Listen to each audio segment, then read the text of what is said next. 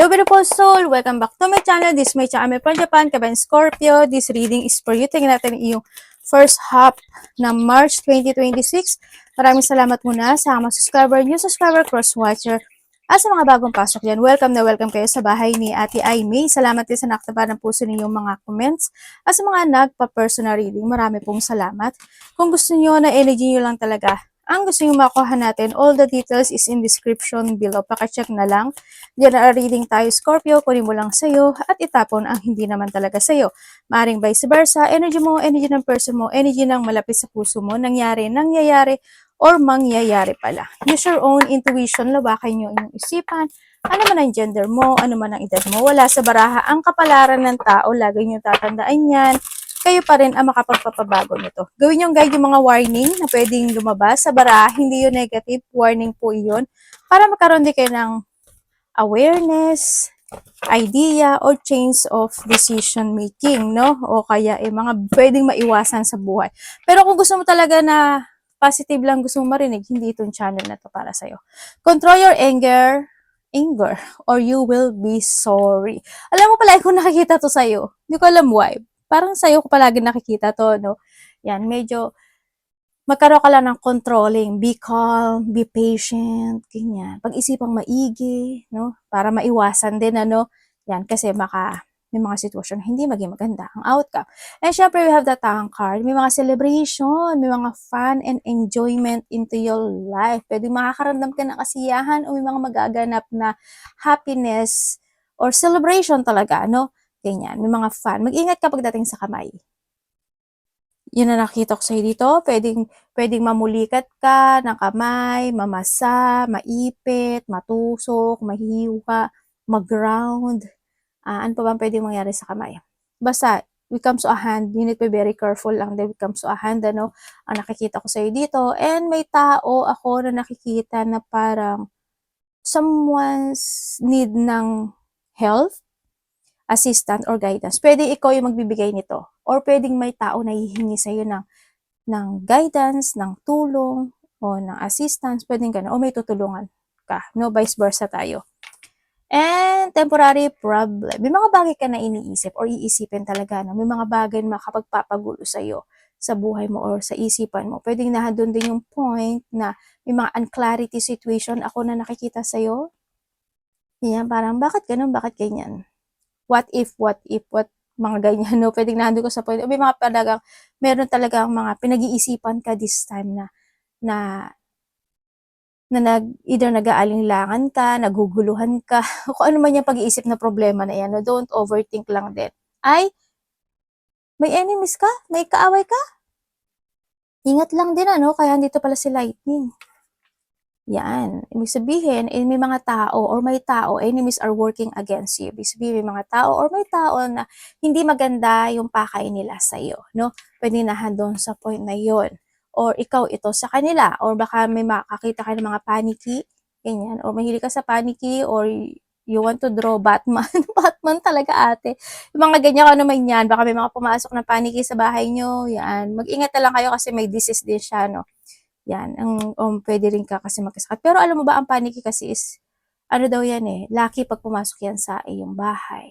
Pero mag-ingat pa rin kayo, porket lucky, pinapasok niya na, diba? Paano kung may dala siyang, sakit, diba? Ingat kayo sa mga bat.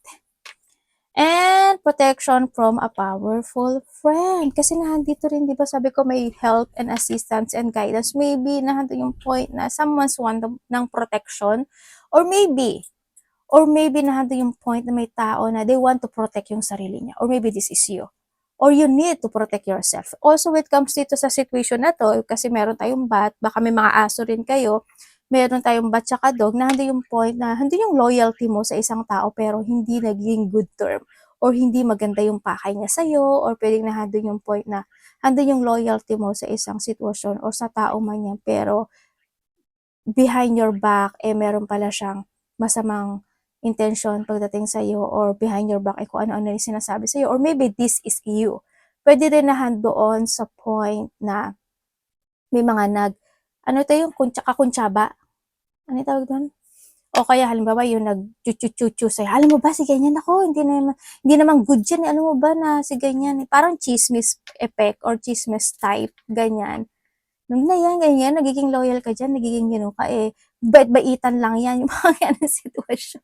Tapos ikaw pala yan, eh, 'no? Sana wag naman, 'no? But you need to be very careful din. Or ano yung point na you want to protect someone into your life, 'no? Dealing a relationship with a man with blonde, gray, white hair. Pwedeng ikaw ito, pwedeng or maybe there is someone na tao na to na pwedeng siya yung makakaaway mo or nagiging isa siya sa enemies mo or pwedeng rin isa ito sa nagiging loyal ka sa kanya or nagiging loyal siya sa'yo. But, kasi andito si Cloud tsaka si Bat, pwedeng nandito yung behind your back talaga nagkakaroon ng alam nyo na yun, pagtataksil, di ba? O kung sa relasyon, ganun din. Sa mga kaibigan, ganun din. Di ba? Or maybe, hando yung point na magkakaroon ka connection sa tao na to or nakakonect ka sa tao na to or ikaw ito na may mga temporary problem na pinagdadaanan. Pwede na doon sa point na yon. And, ayun, dami mong distant friend is thinking of you. May tao, no, na nag-iisip sa'yo. Or maybe you're thinking. Pwedeng mas bata ito sa'yo, ako nakikita sa'yo, pwedeng iniisipan ka niya ng masama or maybe iniisipan ka niya kasi may problema siya at gusto niya kumonek at gusto niyang humingi ng help or assistance or guidance sa'yo. Pwedeng nandun sa point ko, alin man yung sa sinabi ko. Pwedeng nandun yung point na this person is naging very loyal sa sa'yo or loyal or andun yung mabait siya pero maybe there is something happen na misunderstanding when it comes sa inyong dalawa. O pwede may mga nagkaroon ng struggle situation, pwedeng ganun, o may mga bagay na hindi talaga naging clear or clarity dito sa situation na pwedeng nandun sa point na. O maybe ikaw ito, no? Maybe you are thinking about the person who is in a distance.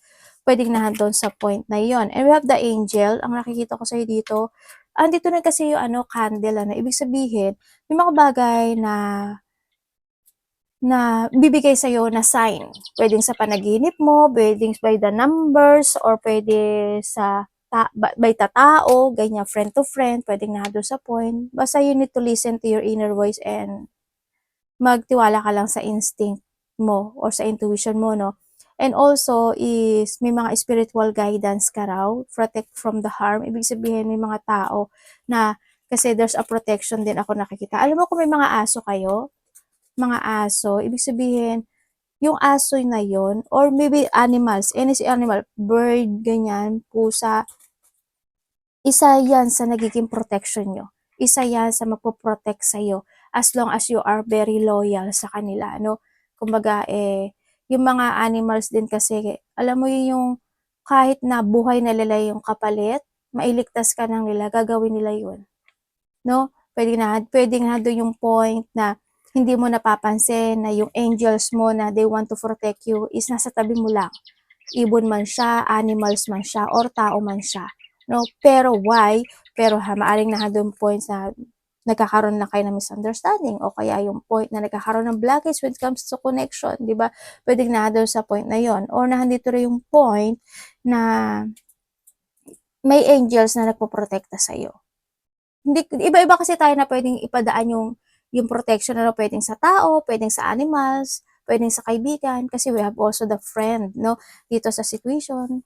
Pero hando yung point na pwedeng nag-iisip ka ng negativity sa kanya, or pwedeng hando yung point na naging loyal siya sa'yo, or naging loyal ka sa kanya, pero nagkaroon lang talaga ng blockage, pwedeng hando sa point na yun. Or kasi also is meron tayong lightning and cloud. Kung titingnan ko dito, may mga biglaang magaganap o mangyari o may biglang naganap o nangyari no, na mga misunderstanding or complicated struggle situation this time. And this time, maybe nahado yung point na there is someone here na they want to protect yung sarili niya sa'yo. Pwedeng ganun, no? Or pwede rin na when it comes to lightning din kasi is also we have the candle. Nandun yung point na kailangan mo ma-enlighten or kailangan mo maintindihan o intindihin ang isang sitwasyon sa buhay mo na bakit naganap o nangyari yun. May mga ganong sitwasyon. Kailangan mo rin kasi imulat yung mga mata mo, no, sa mga bagay-bagay sa sitwasyon mo sa buhay. Pwedeng sa mga nakakausap mo, sa iniinom mo, kinakain mo, sa mga decision making mo, sa mga movement mo, sa mga bagay-bagay. kailangan mo rin yun, no? Sa nakikita ko sa'yo dito, kasi andito si Lightning. Yun. Tingnan natin. Ay, may 3 of Swords ka.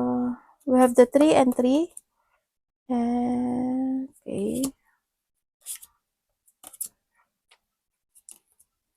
Okay.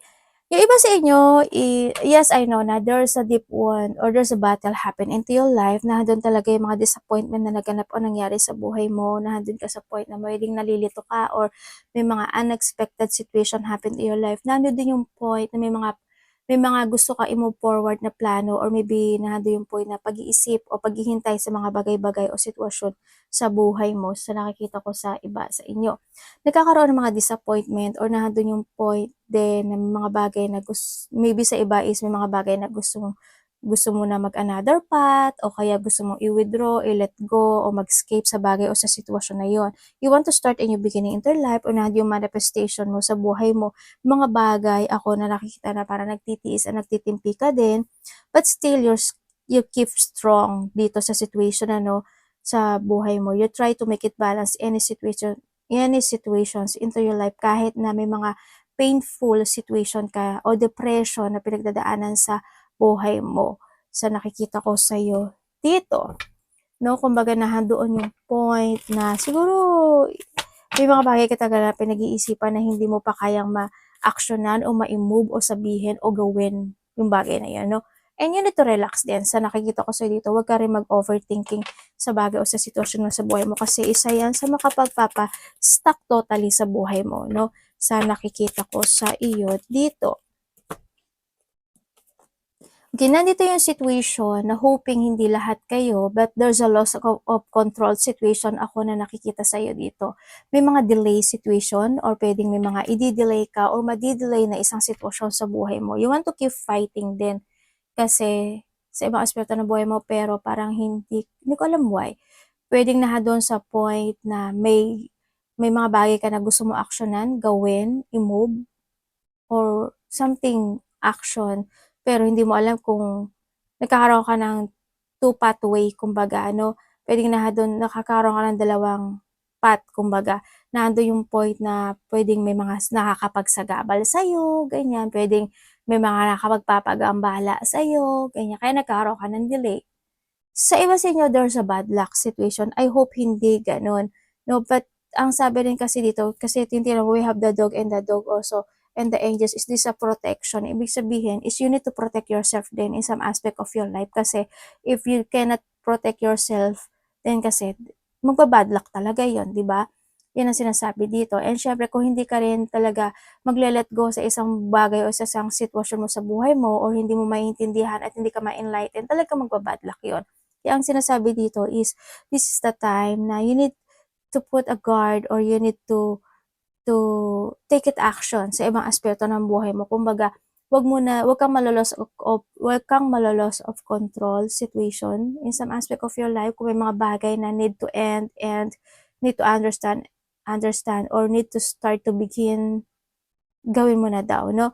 Ang sinasabi sa'yo dito. But, yun nga, kumbaga na doon sa point na pwede rin sa iba kasi may mga bagay na naulit na noon na maaring nauulit muli ngayon or mauulit muli siya. Kaya you need to be very careful din sa nakikita ko sa'yo dito. Kumbaga na doon din may nakikita rin akong kaguluhan o mga pagbabago na pwedeng maganap o mangyari sa'yo. Pwede naman yung iba sa inyo is nilalabanan nyo lang yung mga pagbabago na gaganap sa buhay nyo. Pwedeng gano'n. Halimbawa sa relationship, lagi kumbaga ay nagkahiwalay kayo pero ayaw mo talaga siyang hiwalayan, di ba? And you still, nandun ka sa cycle na yon, di ba? Yun na nakikita ko sa'yo dito. Hindi mag-stay ka dyan, nasa sa'yo yun. O kaya handun yung point na kung paano mo labanan yan. Halimbawa sa trabaho, ganyan, pero no choice, kailangan ko magtiis, ganyan, kasi wala naman ako papasukan. Pwede na, basta may mga sitwasyon na paglaban sa mga pagbabago na nagaganap o nangyayari. Ganyan. Pwede nagkakaroon ka lang na, may mga sumasagabal lang sa'yo, pwede na doon sa point na yun, no? Dito sa sitwasyon mo, ang nakikita ko sa'yo dito is may tao na inihiwalay niya yung sarili niya sa'yo, or maybe ikaw ito, inihiwalay mo yung sarili mo sa kanya, no? Or sa isang sitwasyon sa buhay mo. Nandun yung point na they accept the situation, na maybe handun yung point na, okay, hindi kami, hindi para sa akin tong sitwasyon na 'to, hindi gano'n. Parang itong tao na 'to is nagkaroon siya ng pagtalikod o pag-alis, o inialis niya talaga yung sarili niya sa sitwasyon na 'no. Ang nakita ko, they keep moving para ma-reach yung goal niya, or ma-reach niya yung mga pangarap niya sa buhay, o yung mga gusto niyang gawin sa buhay niya. Yun ang nakita ko. Puwedeng ikaw ito, bumitaw ka sa isang sitwasyon mo sa buhay mo kasi you feel it's not worth it, puwedeng nandun sa point na yun 'no. And yung tao kasi rin na nakita ko, parang kontento na rin siya sa sarili niya, parang andun yung pagiging independent, parang alam mo yung tao na 'to na, um, they happy single and kontento siya sa buhay niya. Yun ang nakikita ko. Parang nandun siya sa point na I know my worth. Parang parang ang nakikita ko sa kanya, kahit there is no person na nasa paligid ko, or there is no person na nasa tabi ko, is I know my worth, kaya kong gawin, o kaya kong itaguyod yung sarili ko. Parang hindi ko alam kung ikaw ito, or there is someone here, parang nandun sa point na yun yung nakikita kong energy dito 'no, yun.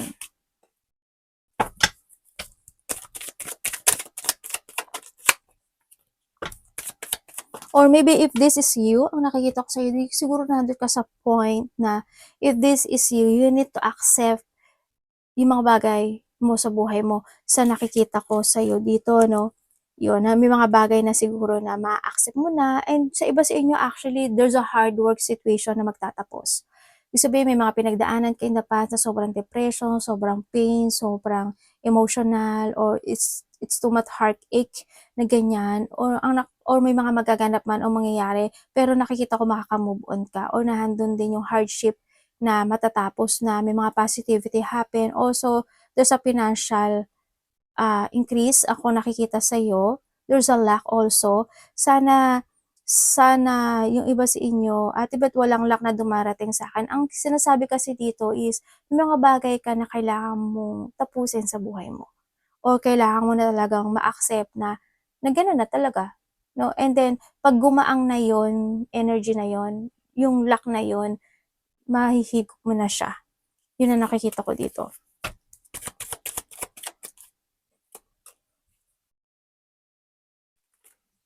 Dito rin sa sitwasyon dun sa recovery ano. And also dito sa nakikita ko sa dito, kung may mga sitwasyon na hindi nagkakaroon ng pagkakasundo o pag-aaway man yan o hindi pagkakaintindihan, tista magkakaroon ng mga pagbabati.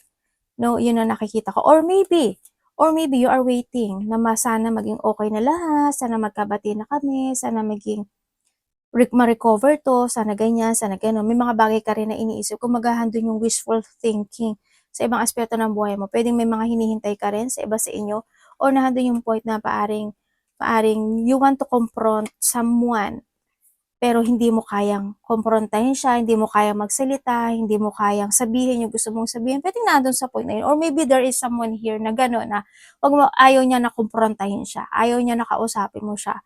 Puwedeng nandun sa point na yun ano, yun ang nakikita ko, or maybe ikaw lang. Kasi medyo magulo yung situation mo, or maybe magulo lang talaga yung isip nitong tao na 'to sa nakikita ko 'to. Pero may tao dito na ayaw niya kinokompronta siya. Or maybe ikaw, baka takot kang kausapin siya, takot kang kumprontahin siya, puwedeng nandun sa point na yun. Parang nandun yung point na also there is a person here na parang they want argument, parang siguro pakikipagkasundo or pakikipag-usap, parang nandun sa point na yun. Or nandun yung point na they want something clarity, some aspect of your life.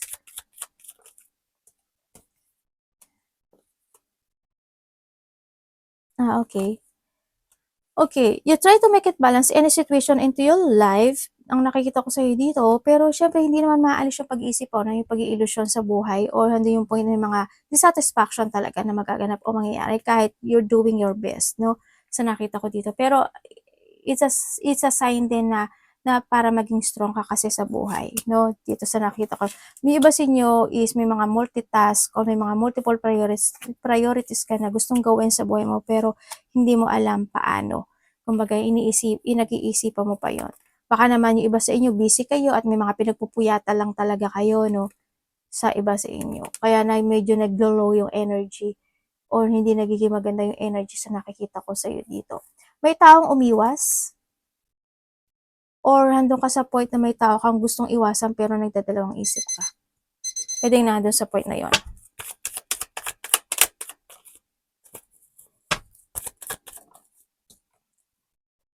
Okay, yung iba dito is you are manifesting something sa nakikita ko sa'yo dito, but still, there's a miracle happen sa buhay mo within the 3 days, 3 weeks, or 3 months. May mga blessing na magaganap o mangyayari sa buhay mo sa nakikita ko dito. May mga new beginning din na magaganap o mangyayari. Pwedeng sa iba dito, miracle or may mga pagpasok na blessing talaga or pera man ito, no? Sa nakikita ko. May mga kasaganaan or kaligayahan. May mga abundance din kasi ako na nakikita sa iyo. Congrats. Sa iba sa inyo is, there's a mother figure. Ako na nakikita sa iyo. Siguro hindi yung point na this person is they doing your best niya. Kumbaga, ginagawa niya yung lahat para mas lalo siyang lumago sa sarili niya or nagsusumikap talaga siya. Hindi ko alam kung sino, if this is your mother, kapatid, kaibigan, pwedeng nandun sa point na yan, no, sa iba sa inyo. Ang nakita ko rin sa'yo dito is, mayroong maraming tao hindi ko alam why. Ang nakikita ko dito, pwede may mga tao kang makakausap or may makakapag-communicate sa'yo ng mga tao. Yun na nakikita ko dito, may mga pupuntahan ka na mataong lugar o nandun din yung point na maaaring makaka-receive ka ng text message or communication within the 8 days, 8 weeks, 8 months. Yun. Meron akong apology na nakikita dito or pwedeng may tao na nagkaroon ng hindi magandang connection sa'yo or nagkaroon ng mga misunderstanding and this time baka siya kumonek siya sa'yo ngayon or maybe ikaw ito, ano, sa iba sa inyo. Vice versa. Dito sa sitwasyon mo, ang iba sa inyo is may malalaman ka daw na katotohanan or yun ang sabi parang may malalaman kang katotohanan o meron kang malalaman na hindi ko alam kung if this is a secret or katotohanan pero may malalaman ka raw. Yun ang sabi dito may malalaman kang totoo. Yun ang nakikita ko dito. Pwede manggagaling, basta kung kanino man siya manggaling, babae man siya o lalaki, sa nakita ko. Also, yung nakikita ko rin dito sa iyo is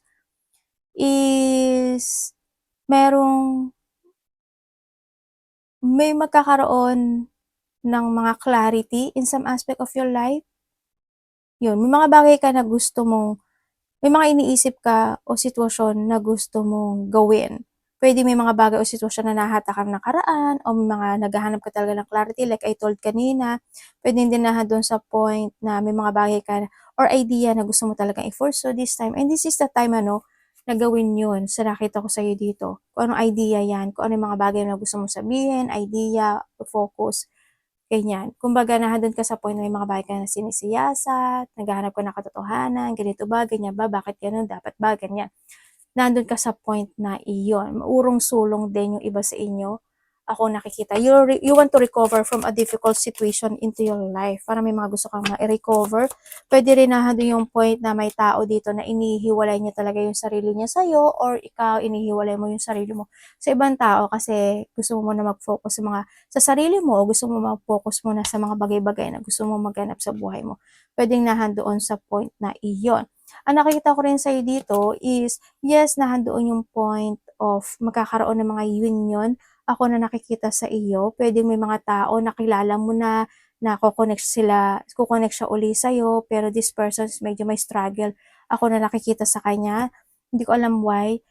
Hindi ko alam kung struggle when it comes to a money, to a relationship, ganun nakikita ko dito. Or maybe this person talaga is, they putting boundaries pagdating sa'yo, pero gusto mo siyang kausapin, gusto siyang makausap, o makapagkasundo man yun, o gusto mo siyang makita, vice versa. Yun na, may mga bagay ka na gusto mo ma-improve or gusto mo i-develop this time. You want to progress or gusto mong bigyan ng effort and hard work yung bagay na yun to improve. Pwedeng nandun sa point na yun, sa nakatanayan doon din yung point na mas nagiging more on patient ka this time sa mga bagay o sa mga tao na nasa paligid mo o sitwasyon na nasa paligid mo. Andun din yung pagiging may tao na very defensive Ako nakikita, sana hindi ikaw iyon or maybe nandun lang yung point na merong malapit o nakakausap mo na tao, nakilala mo na talaga na they putting boundaries lang talaga pagdating sa'yo, or ikaw ito sa kanya na you putting boundaries. Pwedeng na doon sa point na yon. Arigato namaste, God bless.